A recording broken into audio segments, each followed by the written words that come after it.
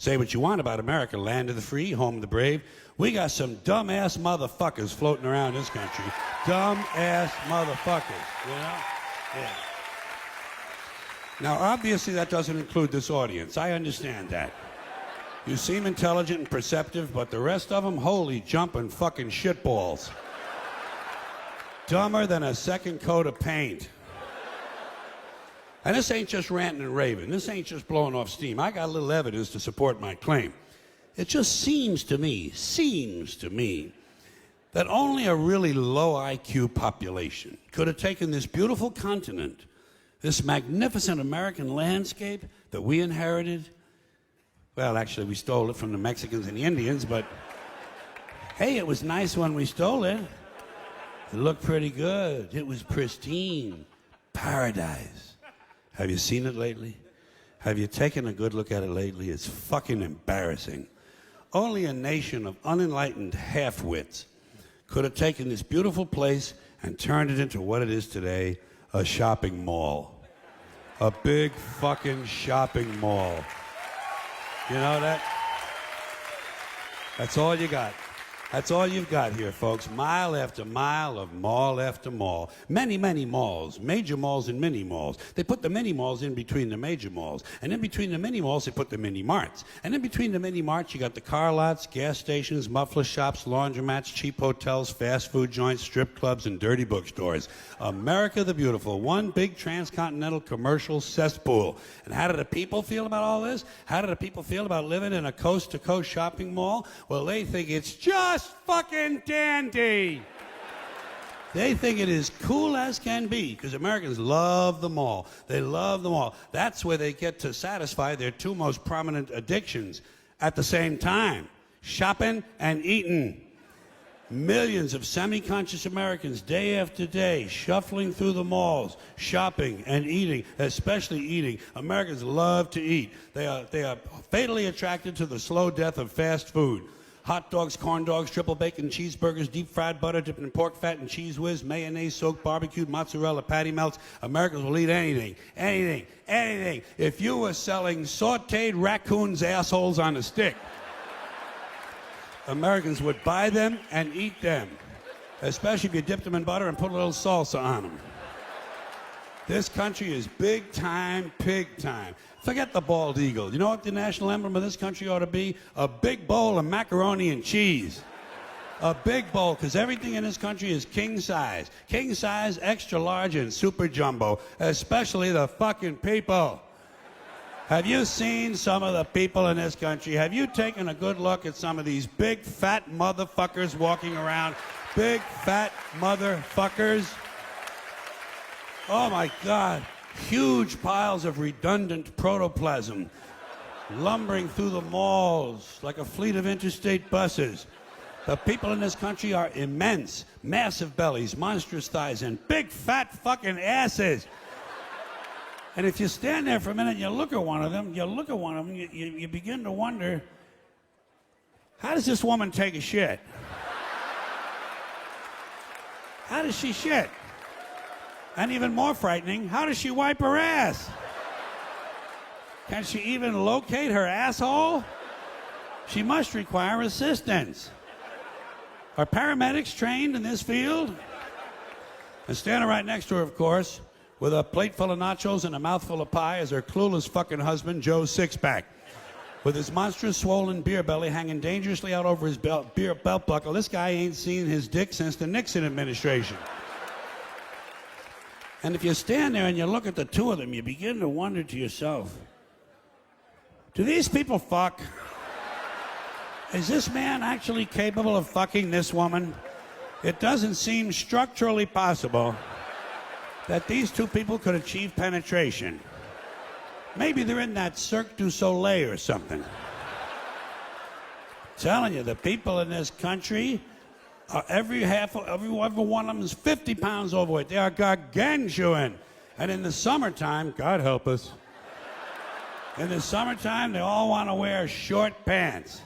Jesus, Lord, protector of all that is good and holy, deliver me from fat people in short pants.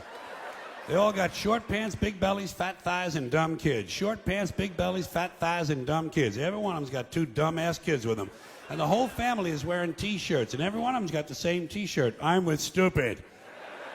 Apparently in this country, the stupids are an extended family. And besides wearing them T-shirts, every one of the family's got on a backpack. They got a backpack strapped to their back so they can carry around lots of stupid shit. And the reason they got to carry their stupid shit strapped to their backs is because their hands must remain free at all times to hold food. And to get that food up to the mouth where it gets shoveled in with all the rest of the disgusting shit they ate that day. And another reason for the backpacks is these people are going to buy even more stupid shit.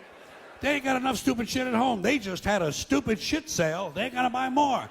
They're going to go out in the parking lot and stuff this stuff into the big, fat, ugly, oversized SUV that's got plenty of room in it. Plenty of room in it for stupid shit and lots of room left over for these big, fat, ugly motherfuckers to get them home. Stopping, of course, for jelly roll and fried dough. These people are efficient, professional, compulsive consumers. It's their civic duty. Consumption. It's the new national pastime. Fuck baseball. It's consumption. The only true, lasting American value that's left, buying things. Buying things. People spending money they don't have on things they don't need. Money they don't have on things they don't need so they can max out their credit cards and spend the rest of their lives paying 18% interest on something that costs $12.50. And they didn't like it when they got it home anyway. Not too bright, folks. Not too fucking bright. But if you talk to one of them about this, if you isolate one of them, you sit them down rationally, you talk to them about the low IQs and the dumb behavior and the bad decisions, right away they start talking about education. That's the big answer to everything. Education. They say we need more money for education. We need more books, more teachers, more classrooms, more schools. We need more testing for the kids. You say to them, well, you know, we've tried all of that, and the kids still can't pass the test. They say, oh, don't you worry about that. We're going to lower the passing grades. And that's what they do in a lot of these schools now. They lower the passing grades so more kids can pass. More kids pass, the school looks good, everybody's happy, the IQ of the country slips another 2 or 3 points, and pretty soon all you'll need to get into college is a fucking pencil. Got a pencil? Get the fuck in there, it's physics. Then everyone wonders why 17 other countries graduate more scientists than we do. Education. Politicians know that word. They use it on you. Politicians have traditionally hidden behind 3 things: the flag, the Bible, and children. No child left behind. No child left behind. Oh, really? Well, it wasn't long ago you were talking about giving kids a head start. Head start, left behind. Someone's losing fucking ground here. But there's a reason. There's a reason. There's a reason for this. There's a reason education sucks, and it's the same reason that it will never, ever, ever be fixed. It's never going to get any better. Don't look for it. Be happy with what you got. Because the owners of this country don't want that. I'm talking about the real owners now. The real owners, the big wealthy business interests that control things and make all the important decisions. Forget the politicians. The politicians are put there to give you the idea that you have freedom of choice. You don't. You have no choice. You have owners. They own you. They own everything. They own all the important land. They own and control the corporations. They've long since bought and paid for the Senate, the Congress, the state houses, the city halls. They got the judges in their back pockets. And they own all the big media companies, so they control just about all of the news and information you get to hear. They got you by the balls. They spend billions of dollars every year lobbying to get what they want. Well, we know what they want. They want more for themselves and less for everybody else. But I'll tell you what they don't want. They don't want a population of citizens capable of critical thinking. They don't want well-informed, well-educated people capable of critical thinking. They're not interested in that. That doesn't help them. That's against their interest. That's right. They don't want people who are smart enough to sit around the kitchen table and figure out how badly they're getting fucked by a system that threw them overboard 30 fucking years ago.